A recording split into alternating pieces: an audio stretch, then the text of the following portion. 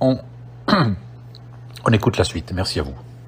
Je vais vous lire une déclaration qui a été faite au sein du Bnai Brit, qui est une organisation juive internationale qui est aux États-Unis, afin que vous compreniez les ramifications qu'il y a entre juifs et franc-maçonnerie. Franc-maçonnerie qui dirige la France depuis 1789 et à laquelle on a vu récemment Macron faire un signe à l'approche de la pyramide du Louvre lorsqu'il a été élu.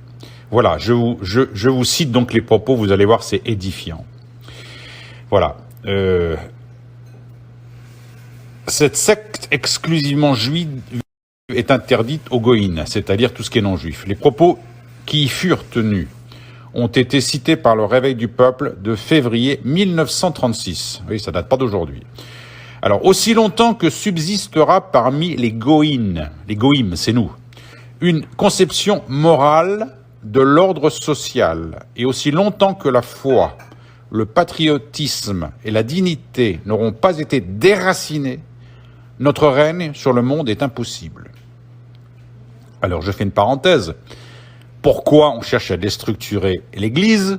Pourquoi on cherche à déstructurer nos messes? Pourquoi depuis 68 on veut déstructurer la famille, notre école, et ensuite notre économie, par le Covid notamment, etc. C'est parce qu'ils cherchent absolument à nous déraciner. Je continue.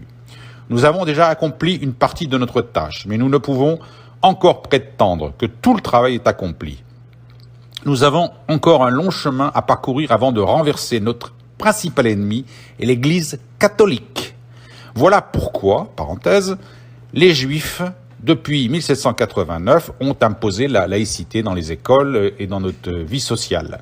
Pourquoi ils attaquent l'Église? C'est parce que c'est notre dernier rempart pour se protéger de Satan.